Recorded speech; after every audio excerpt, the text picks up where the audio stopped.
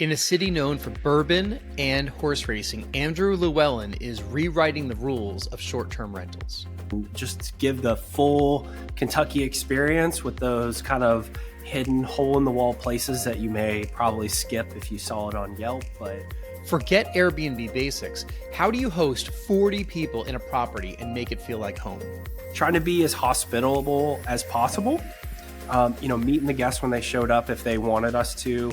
Here's a tour of this 10,000 square foot property, and just through conversation. But how can one host redefine bachelor parties and corporate retreats all under the same roof?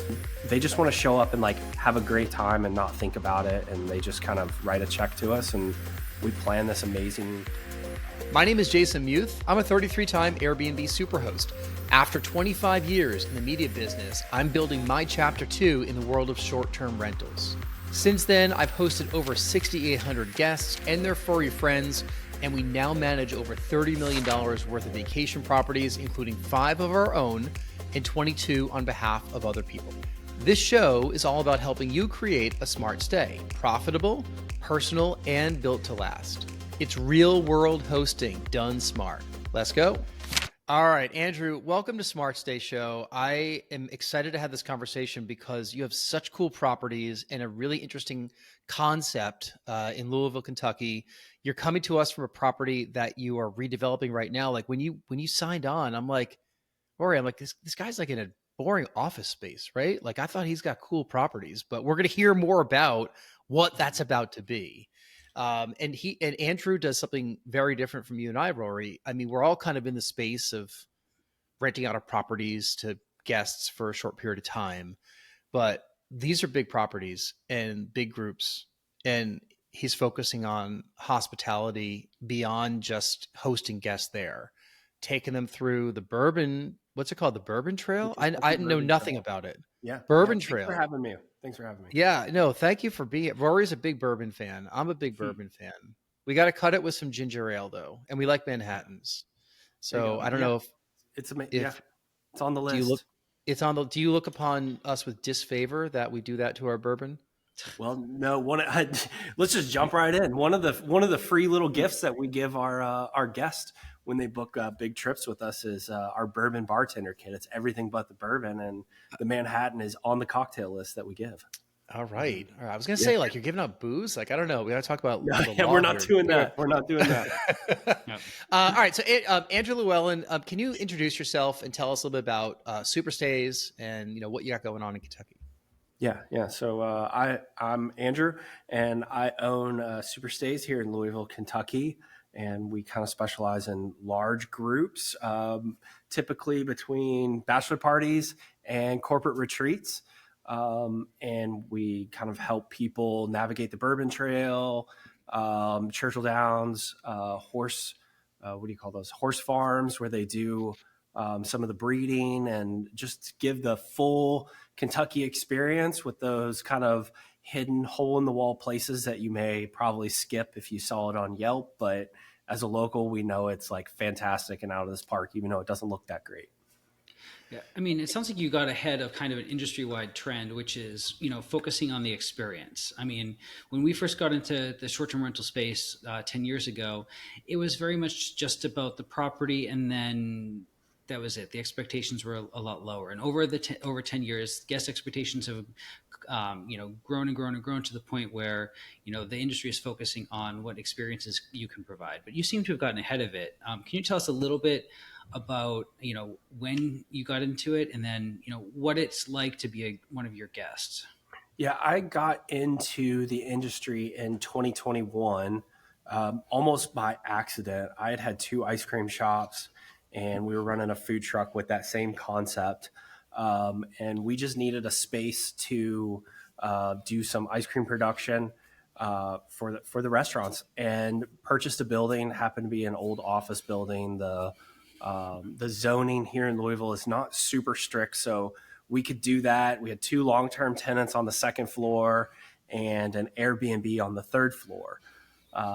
And I'd had a buddy of mine. He had like one of the original kind of large Airbnbs, 16 people, and just walk through it and say, like, give me the thumbs up. Is this going to work or not? He was like, this is awesome. you should Airbnb the whole place. And I was like, that's crazy. I'm not going to do that. And so we proceeded with the bakery plan, and the city had other ideas for us than what we did. And we had to kind of drop this whole ice cream production bakery thing we were going to do. And so I was stuck with this building with 2 long-term tenants and an Airbnb. And I thought back to my buddy Luke and was like, well, maybe we should Airbnb the whole place. And so I hopped in Excel and modeled it. And that was the clear answer.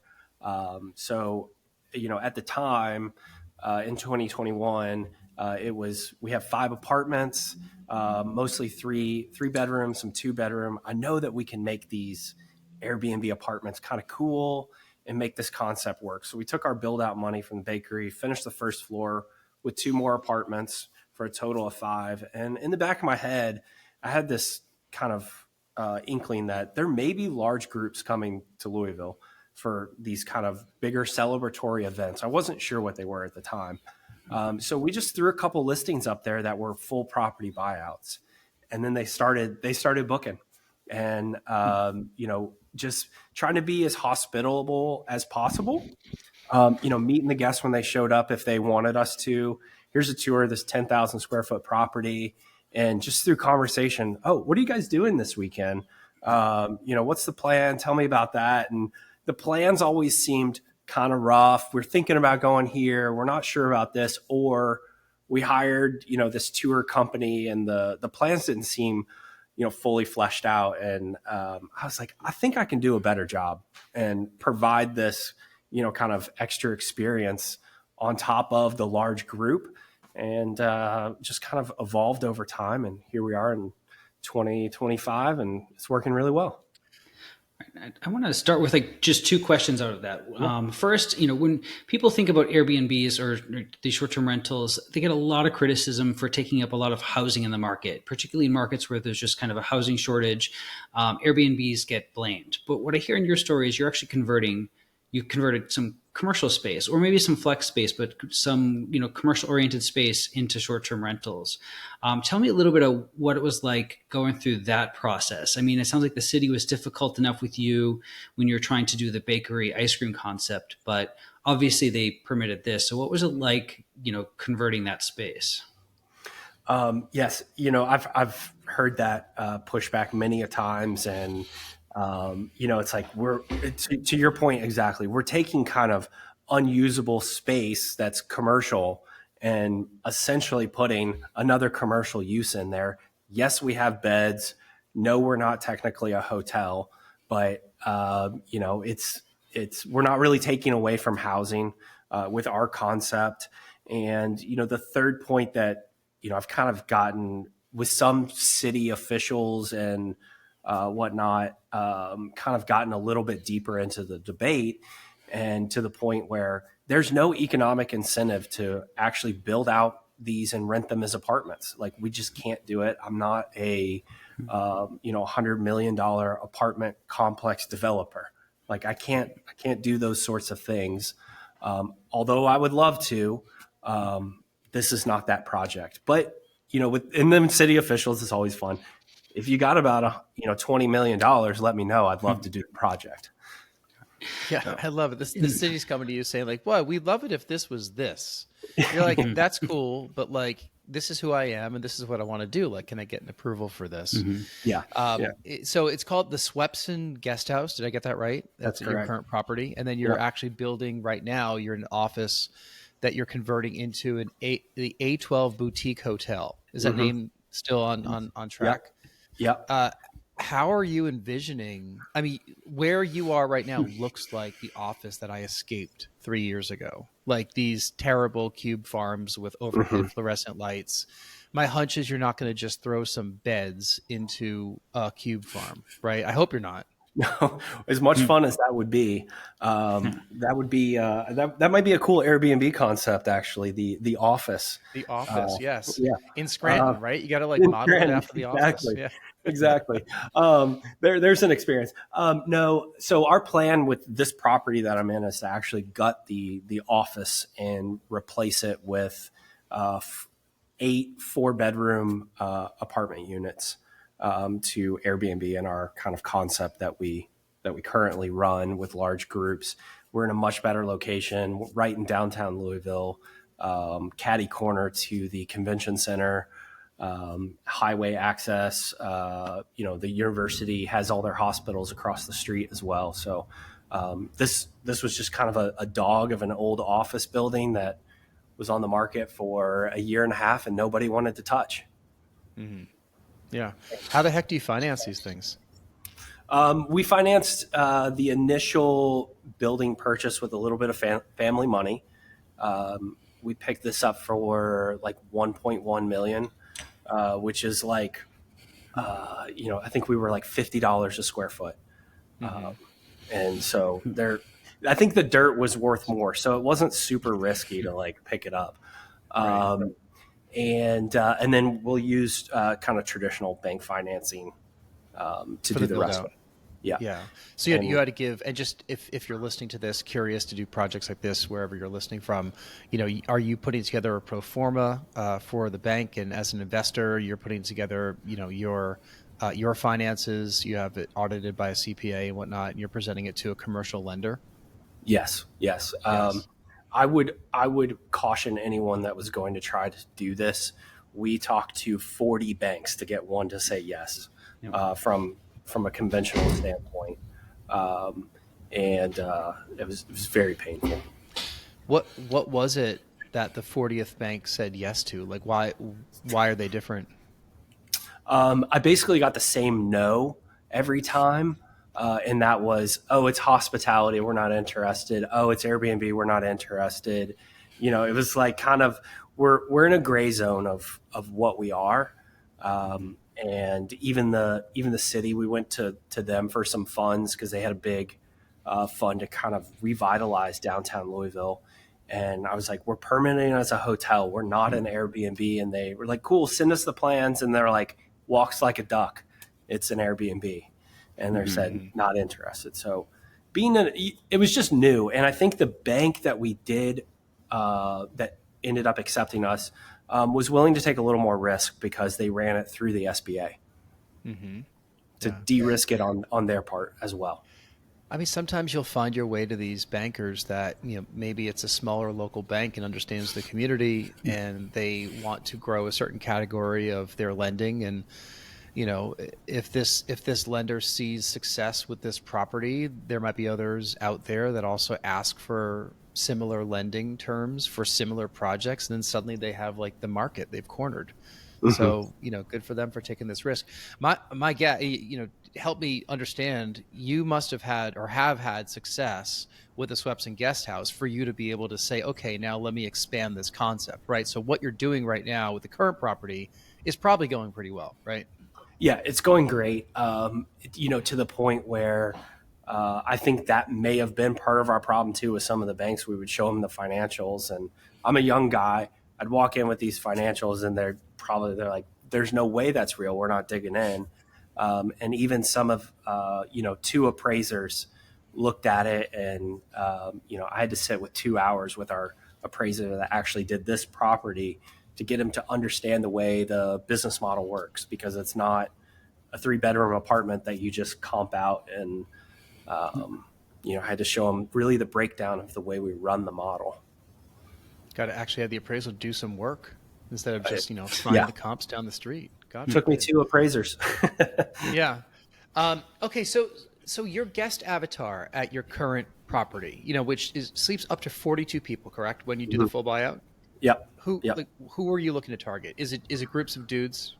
Yeah. So look, on the Friday to Sunday, we really like bachelor parties that guys like my age in their mid-30s. It's probably like the last guy to get married, or he's getting married again. They've got a little money. They're from a strong financial city. They probably work in an office like this. And they're from Chicago or DC, somewhere in that area, or one of the coasts. And then if we don't pick those guys up, that's our typical weekend guy. And then, or it's guys like you guys. They're in their 40s and 50s. they got together, they got some friends. I want to celebrate my 50th birthday party. I'm going to treat my buddies. Like, let's come in and have a great weekend. So kind of that milestone event. And then during the week, we're doing corporate retreats because we offer kind of a private place. We've got a big gathering space in the Swepson. I'm sure it's in some of those photos on the website. That big dining room table, the living room, and then kind of corporate retreats are not anymore. They are not just come and have meetings for 8 hours a day straight. They're kind of turned into this biz leisure term. And they want to have some fun. A customer of ours is a giant petroleum company that's come 3-4 times. We've got 2 more on the books with them already. And they bring 13 to 15 customers, buy the whole place out, and they just want to show up and like have a great time and not think about it. And they just kind of write a check to us, and we plan this amazing experience and use all of our relationships to get them into experiences they couldn't otherwise get into. Mm-hmm. The corporate retreats, those are people staying overnight for those as well?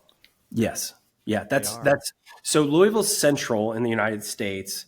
And so people are generally coming in that are on these remote teams because it takes about the same amount of time for everyone to get here. And then the unique experience of Bourbon Trail. Yeah, Rory's got a question. Yeah, when you're marketing these, so in our short-term rentals, we have places that are as small as 4, as large as 14, but that's kind of as far as we go. But we notice that there are very different, groups and ways to market to the families of 4 versus the multi-generational families of 14. When you're marketing to the groups of up to 40, how far out in advance are they booking? What is the sales process like? Do they hit you with a ton of questions before they book? All of that. What does it look like when you're marketing to these people? Yeah. Let's talk about like our giant groups. When we're maxing out capacity in that building, it is usually a sports team of parents. It's a state of play event. So they're here to play basketball for a week straight. It's a tournament, or volleyball, cheerleading, something like that. And those are great. They're not my favorite customer because there are a ton of questions and there's a ton of coordination on their end. So we try to get kind of a volume negates luck type situation in our favor to say, hey, I've got 3 or 4 other groups that are looking at this as well. Here's the price. Decide among yourselves whether you want it or not. And the calendar is open until somebody takes it, to apply that urgency to them so we don't get bogged down in the questions. We found that works really well for those larger church groups, conventions, things like that. And then the other side of the sales process is kind of our smaller full buyouts, like our 15 to 25 groups. And that's just all the extra services and come on in and let us take care of you. I want to ask about that in a second, but are you the salesperson? Are there other people on your team? I've got an amazing, she started as an ice cream scooper for me. She was a personal assistant for a little bit, and now she kind of just runs that whole operation. She does the sales. She's amazing at the sales, coordinating, all of that. So no, you don't want me doing the sales and the coordination. I'm not organized like that. Is your occupancy at the level where you want it to be? Like whatever your objective is, like, are there weekends that you're like, man, I can't get this sold? Or like, where is that fitting? Like, you're pretty sold, like, to the level you want to be. Yeah. We sell to where we want to be. And if we cannot sell a group, because those booking, sorry, I missed your question about the booking windows, Roy. The booking windows are typically 1 year to 6 months to 90 days. Those are kind of our 3 targets we hit. And once you get in 90 days, you're done. Like no one's getting a group of 30 people to travel somewhere within, without that kind of notice. So then we go to we mostly fill it up. What our prime dates that we want filled up are filled. And then we kind of go to this backfill. I call it our backfill strategy. And then we cut the apartment units up into individual apartments. And we completely flip the script on what we're willing to accept and what we're willing to give. And like the listings literally say like, I forget how we worded it, but it's basically like, come here and don't ask us questions. We're really busy with other things. And this is a self-guided experience. And we probably will not answer the phone when you call if the locks are not working. So we kind of like anti-sell ourselves. Now we'll stay answer the phone, but you know, we try to prevent. We want them to work through it a little. Like, did you try the backup code? So that is super interesting about your booking window, because, you know, that's very different from the short-term rental world, which is getting smaller and smaller for the booking windows. You know, even for prime time like the summer. You know, having hosted almost 25 places in Provincetown, Mass. This past summer, I was surprised as to how much in-month bookings were happening at those places. And I believe a little bit of it was because of when we launched them, you know, because a lot of our clients that we're currently working with have signed on since last summer. So if I'm signing people on in March, April, May, you know, you're just getting a listing live and it's got 0 reviews, and you got to ramp that thing up. So you're doing what you can to get, you know, 2-night, 3-night longer stays, but you'll be more amenable to these shorter stays just to really build up some traction with the property. And then next year, you know, usually year 2 with these properties going through a busy season the second time, you can call the shots a little bit easier. But, you know, still the booking windows, I mean, I track everything really closely so I can see if I'm on pace or not. I'm guessing you do this exact same thing. Yeah. And Rory's made comments to me about pacing, which he's always surprised that I'm able to kind of hit my pacing goals really closely. Like, do you remember when I told you this? You're like, how did you get these numbers so on? And I said, Rory, I was a sales manager for almost 15 years, right? Like, that was our goal, to project, right? So so seeing that you could see so far out is great also, because you already have a lot of your 2026 laid in. I mean, we're recording this the summer of 25. So, you know, I bet you that you have a lot of that there. So like a big, you know, kind of like to talk to pacing, and I'm sure you guys, I want to hear this from you, since you're one of the few guys that's probably like in the numbers as deep as we are. So last September, a year ago, we saw with the election coming up that people stopped traveling, basically spread out, you know, a week on either side of election day in November. And we saw like the market occupancy never came up to where it needed to be. And we also saw booking windows compressing, but it got to a point where we were like, man, I don't think people are going to travel. And then we realized it was the election and we cut prices. I was like, this is one of those things that's like, you got to be the first one booked, not the best price. And so we like cut prices, opened up calendars. Did you guys experience that as well and end up filling it? We did. Around the election, I mean, there was a lot of a standstill leading up to it because a lot of people weren't booking the future stays in the weeks leading up to the election because they were so consumed by the news cycle that was happening. And then afterward, I mean, we operate, New Hampshire is a little more 50-50 of a purple state. Provincetown is blue to the core. And the people that go there, you know, I think that the town votes 85% Democrat. And it's just it's a very, very liberal town, very gay friendly. That's kind of who goes there.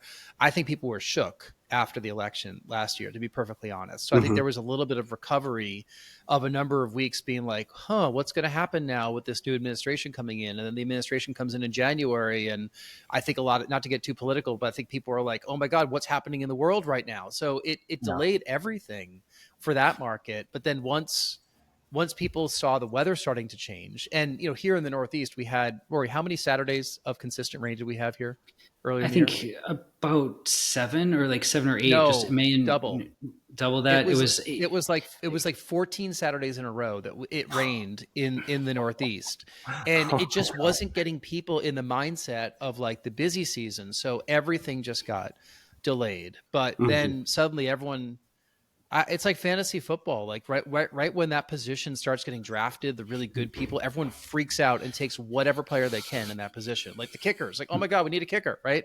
That's Yeah, what happened in Provincetown. Like the places just kept coming off the board, and next thing you know, you just had to book anything if you wanted to go there.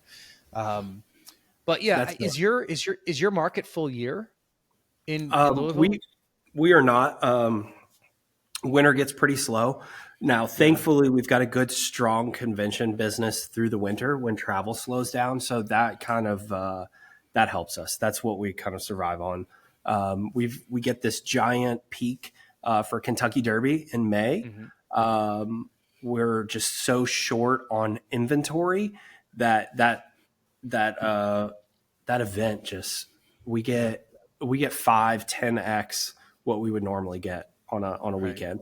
And Right. then, busy season, we're entering it right now through the fall, September, October, mid-November, is just, that's when you want to come to Louisville and experience the color changing in the trees, be in the rick house, smelling the bourbon, that sort of thing.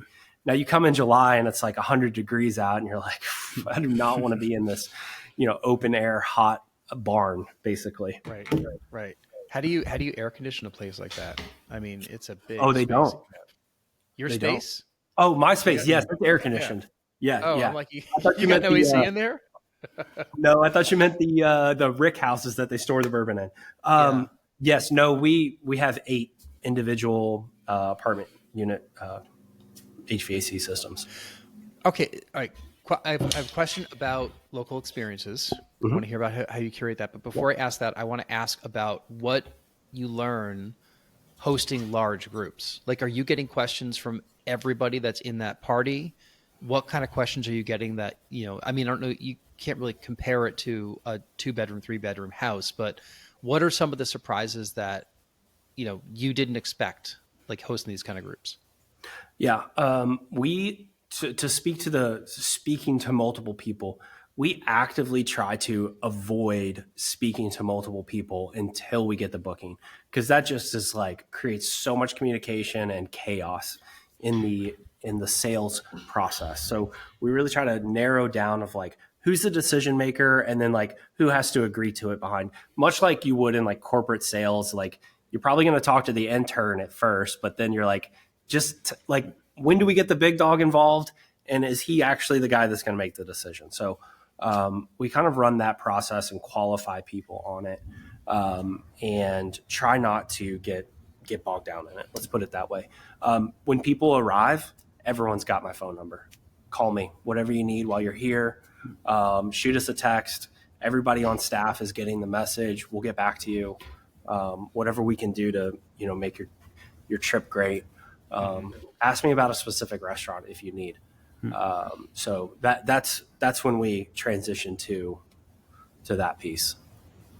Now, from the local guide perspective, I'm guessing you have good relationships in the market. You mentioned something earlier about things that you wouldn't normally be able to do, because you have, a connection or something. When you launched this, was that part of the model, or did it evolve into that? And then what percentage of your revenue do you think is all these, non-accommodation fees? Yeah, it was not a part of the original model. It was just kind of hearing, oh, we went on a bourbon tour and like we did this and we did that, and I was like, I'm sure there's people that are concierge that are putting these services together here in Louisville for people, but I'm sure we could do that as well. And we tried to work with some of the bourbon tour companies to drive bookings. Nothing. Couldn't get anything. Brought them all in, served them lunch. Hey, check out this great place. I know you got large groups. What we figured out was people are booking where they're going to stay and then their activities, not the other way around. So I was like, once we figured that out, I was like, well, let's just cut those guys out and we'll just do it and take a margin on it and hire the best of the best for our guest. That way it's an amazing experience. So you're hiring a coach bus and bringing people bus, around. Are you the tour guide? No. Okay. No. Usually the tour company we use has great drivers that only do the Bourbon Trail, and they're like phenomenal. So they give a little bit of a guide, but with 15 to 20 guys in a bachelor party, they're probably not paying attention anyways. So that's a fun little piece that we don't have to worry about too much. And then unique experiences that you can't get anywhere else.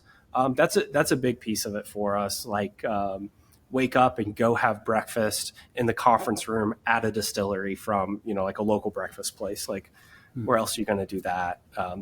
Can't find that on the internet. Private chef that brings in local.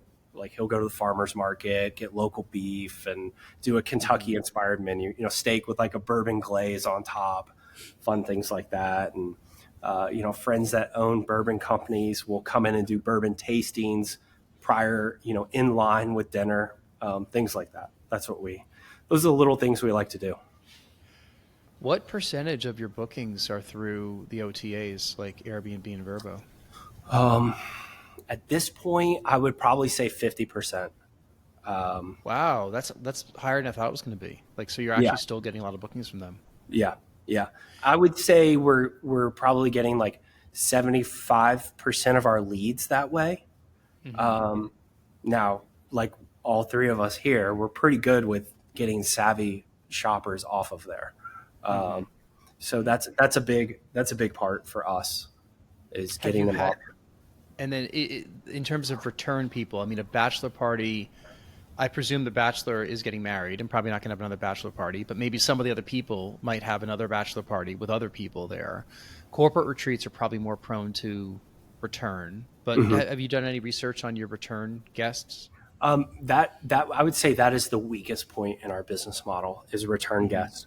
The corporate retreats, we have a pretty good chance, but the bachelor party and the 50th birthday party, it's one and done. Right. It's one and done. And the most we can really hope to get out of them is the other people in the group and then begging them for that Google review. So when someone else is shopping for their 50th birthday party, they get that testimonial. I mean, just based on human nature, that doesn't surprise me. Like, it doesn't seem like a metric that you need to live up to that you're not doing well with, because if you're going to do these once in a lifetime experiences, which I would argue that is a once in a lifetime experience. I mean, like Rory and I have been on a lot of cruises, right? We just took a cruise to Greenland and Iceland and Canada. Okay. 14 nights, great cruise, great local tours. We're probably not going to do it again. All right. No offense to right. Like, I don't think we have to do that again. We did an Alaska cruise once. Maybe we'll do that again, but now I don't really feel like I have to, because I feel like the one we just did was kind of just like that one to an extent, you know? So like people have these experiences where it's like, you look forward to it, you do it. It was great. You tell people about it and then you move on, but you're probably not going to do it again. So that's a good strategy with Google reviews, because how many corporate retreats, church groups, bachelor parties are out there? I mean, it's an endless supply every single year. Yeah. That's interesting. And we're spending more and more time on SEO around reoccurring conventions and events that happen here in Louisville to try to build up that reoccurring guest because bachelor and 50th birthday parties are not. Can I ask for a full buyout? Like, how long does it take to clean that property and what do you pay per turn? You're going to be shocked. We pay around $350 to turn the whole place, and we can do it. Way. Yes. Yes. And I do it with five cleaners, and it takes them approximately 3.5, 4 hours. What about laundry? Is that extra? That's included. So here's the magic. I know you're like, there's no way. Here's the magic.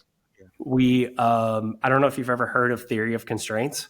No, so I have not. it's a book. There's a book called The Goal by Elliot Goldratt, and it only works because of our size.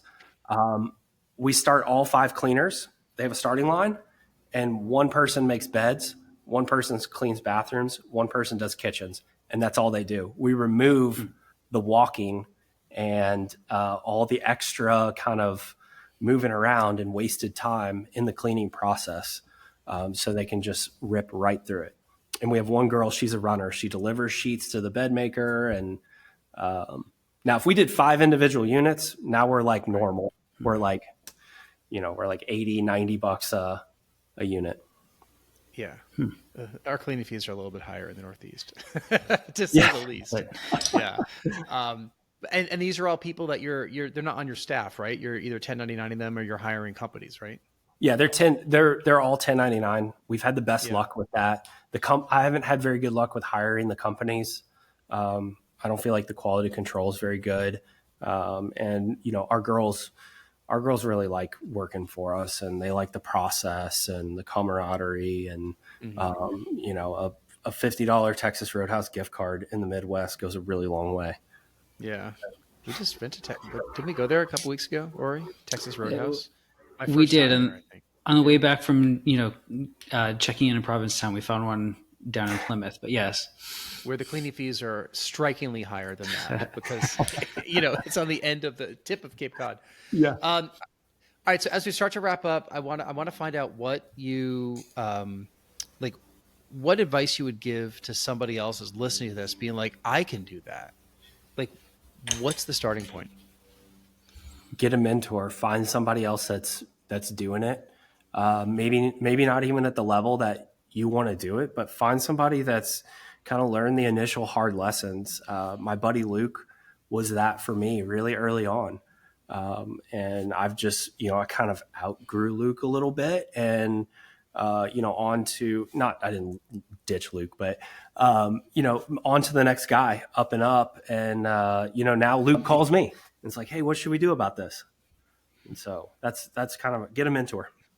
Well, good thing we're going to link to your websites so people can reach out to you, Andrew. You could be the mentor of other people that are looking to do these types of properties across the country. Yeah. Happy to talk to them. Rory, final thoughts for Andrew?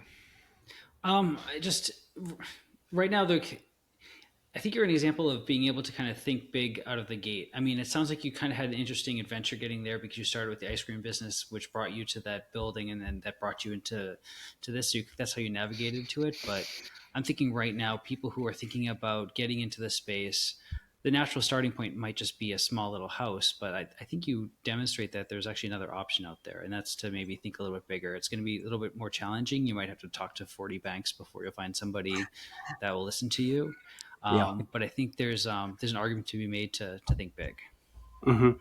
Yeah. I definitely agree. And, I think thinking a little bigger is always probably the best way to go, but not too big that you don't have a net. No, but it's also dialing in your niche. Like I just keep looking at all these photos on the monitor here, and I think it's just super. The lesson here is really dialing in who you're speaking with. I think it's really neat that you've married together corporate retreats along with like the party goers on the weekends as a way of kind of filling both sides of your week. It's very similar to what hotels are doing, right? But they do it. Actually, they do it that way too. Conventioners in the week, and then vacationers on the weekend. So it's a very similar model. But yeah, this is, it's great design. Like I encourage you, if you're listening to this podcast, go check out the video version of it. So you can go to the links down below in the description that will link over to the properties, and you can learn more about Andrew's properties in Louisville. If you're going to be looking for a place for a cool retreat for your church group or for your company, this is a great spot. If you're a bachelor party, like we'd love to get invited to like a Bourbon tour down there. I don't know if I want to go with 40 people, frankly. I mean, we are, old stogies at this point. I'm like, I'm cool traveling solo, but maybe we'll tag along to the group in the car behind. Get a private driver. Cool. Well, Andrew, best of luck to everything. Thank you so much for being a part of Smart State Show and telling your story. Rory, thank you for your contributions here. We'll link up str.legal also in the show notes. And thank you for listening or watching this. We love subscriptions to our podcast or our YouTube channel. If you want to give us a 5-star review, we like those. And we also love it if you go to smartstateshow.com, check out past episodes. And if you want to be a guest on the show, you can fill out the form there. Let us know what your story is, and we'll see if we can get you scheduled. All right. Andrew, Rory, thank you. Awesome. Great seeing you both. Thank you. We'll talk to you next time. Bye-bye. Yep.